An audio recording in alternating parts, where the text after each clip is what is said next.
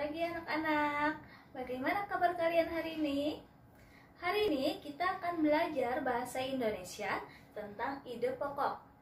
Ide pokok sebenarnya sudah pernah kita pelajari minggu kemarin.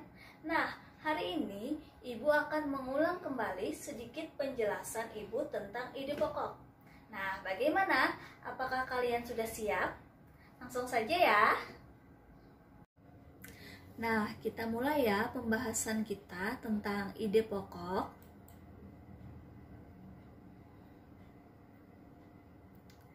Ide pokok adalah ide atau gagasan yang menjadi dasar pengembangan paragraf. Ide pokok disajikan ke dalam bentuk kalimat utama.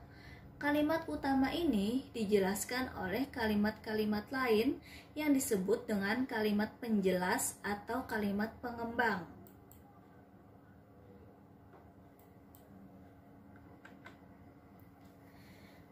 Nah, jadi ide pokok suatu bacaan berfungsi untuk mengetahui inti atau pokok bahasan suatu bacaan.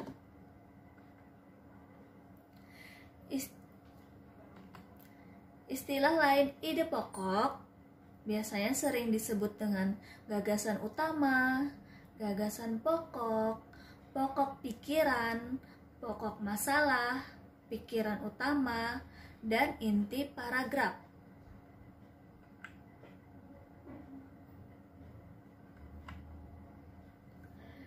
Ciri-ciri ide pokok di sini yang pertama berupa pikiran utama atau gagasan utama.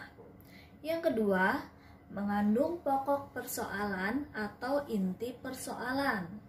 Yang ketiga, dalam satu paragraf hanya ada satu ide pokok. Jadi ingat, dalam satu paragraf hanya ada satu ide pokok.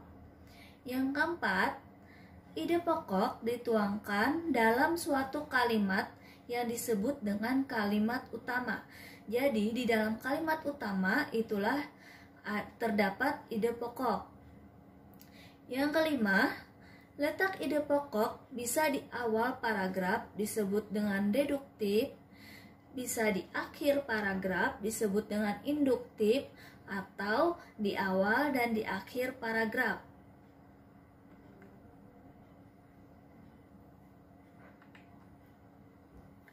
Nah, cara menemukan ide pokok di sini yang pertama, baca seluruh paragraf dengan cermat. Kemudian, cermati kalimat pertama hingga kalimat akhir. Yang ketiga, tandai informasi penting dalam setiap paragraf. Dan yang keempat, tandai ide pokok setiap paragraf. Nah, setelah penjelasan tadi, Ibu akan memberikan tugas untuk kalian.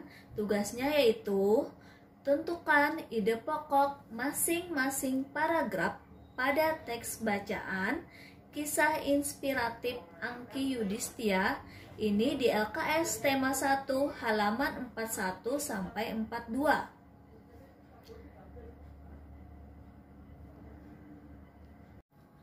Nah, bagaimana? Apakah kalian sudah mengerti tentang penjelasan Ibu pada pagi hari ini?